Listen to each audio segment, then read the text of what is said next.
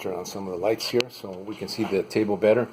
So this is the end product, and these are some of the earlier balls that I was talking about in my earlier part of the video. These are lighter. They're printed in white PLA, but they're too light. These are just the right consistency and weight. And I just took these out of the tumbler, 3D printed balls, very nice balls, and I printed yellow and a red, to match the team colors. Finished the table. I already finished. I added some additional details here. This little extender here for the ball return. So that's when the ball gets in there, it's able to return back into the player. Before, this had a little bit of a here without this extender, and I had a hard time reaching in and grabbing the balls. It was a little cumbersome. Now it's real easy because the ball is right there, and you just grab it. I also did this ball drop-off part here.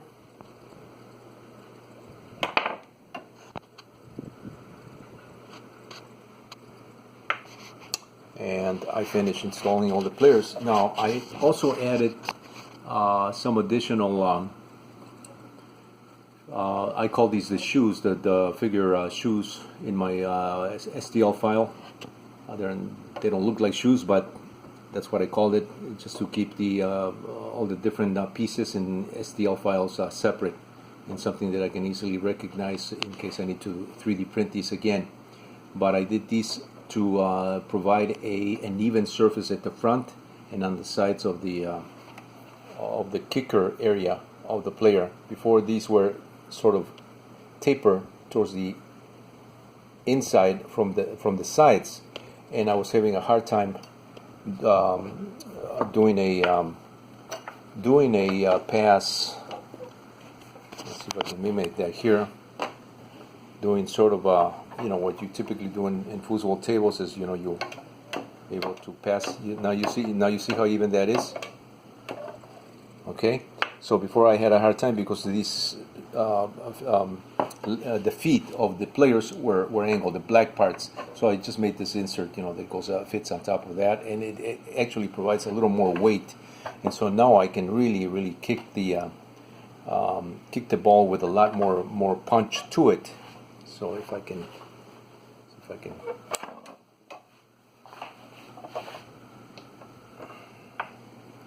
So I was testing this, and it's rather late at night here. But I just decided to do this video. It's got a good punch to it, and these players are also done in pieces in order to keep them in various colors. I did the legs and the face as skin tones. These have a little darker skin tone than these guys here, the yellow team. I did this in a different skin tone. You can see these are more lighter, and this is a little bit darker. And so it's it adds a little more interest to the tables, and not just so monotonous as the more average type of foosball tables that you buy at stores are done. Being that it's customized, I embedded a lot of I did it my way, so it's got a lot of customization here. These goals are also I redid the goals. The original ones were done with aluminum tubing. It wasn't doing anything for me. I also did these with these plastic poly mesh that you buy at arts supply stores. Michael's, I think I bought this from, or Joanne Fabrics. I did nets like that, 3D printed. I also did some 3D printed nets that I don't have those right here. Here's the 3D printed one. So, all these things were okay, but I decided to make it better, and so this is a steel mesh, or I think this is aluminum or steel. This is gutter mesh, the stuff that you use in gutters, to prevent leaves from clogging your gutter. So I had a roll of this stuff, and I decided to just cut enough, so that I can fold it and just cut it where I needed to cut it. So these areas here where the white parts, these white corners are glued on, those are the cut areas. But otherwise, this is one whole piece, one whole sheet to minimize assembly. So this is folded at the back. You can see how nice that this came out, and it's a little bit wider too, because it's covering the full width of this plate. Now the original plate that I had there is this plate right here, and you can see how this had. It was more like a picture frame. It had the plastic over here at the front, and it had these holes here for the posts, for the aluminum posts that I had. I removed that, and I made it extra clean, no holes for the posts, and I cut out this section here so that the ball does not have this ramp.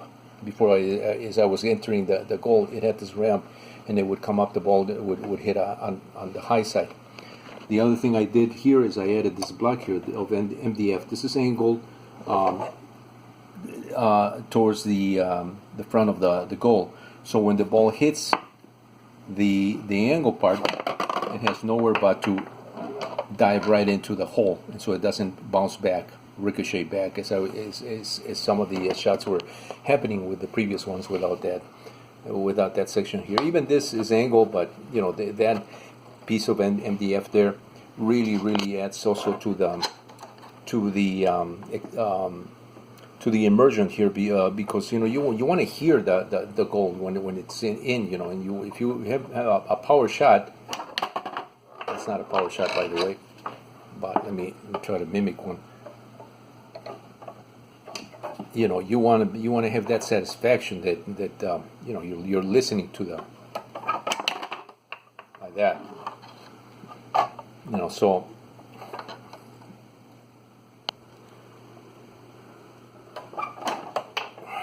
it's very hard to film and do this.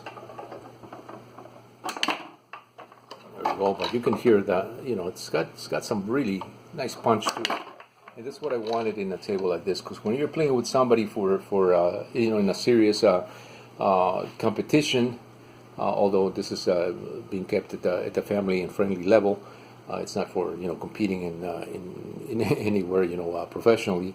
But you do want to you don't want people to get involved get into the game, and so by making this in the customized way that you see it here, with all these little details that I said, and making this in color, making the players, even the players have numbers there. All the numbers are individually glued onto the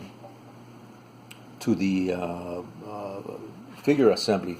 So let me see if I can quick capture a video here of the actual figure of my camera. Okay, there we go. So basically, each player is composed of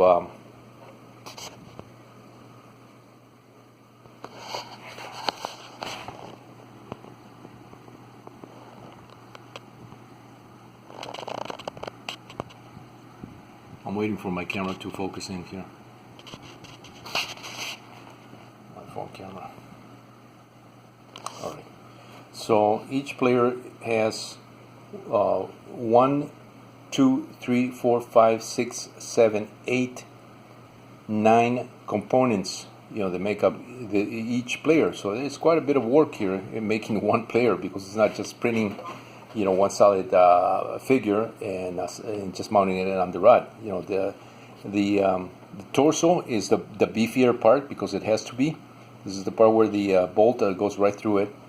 That has a pocket for the shorts, and the shorts go inside the torso, or what would be the shirt of the player. So it goes that depth right there that you see right there. The shorts are embedded in there, and then inside the shorts are the legs, which are embedded that deep right there. And inside the legs are the socks, which are the white parts, which are embedded that deep there. And inside the shoes are the socks, which are embedded that deep that you see there, and exposed in black. And then this black part is embedded into this, the shoes of or the kicker plate of the figure. So it's quite a bit of parts here, and you may think that because it's assembled in pieces, that they're weak. No, they're not weak, because the way I just described, because every piece is embedded into itself, so it reinforces the walls 2 times the thickness. Now these walls are, the thickness of these walls are 1/32 in thickness, and so every time I insert it's one piece inside the other one, creating a thicker 1/16 wall. Plus the glue, everything is well glued on. So these are the players. They're all set up, and we're almost done.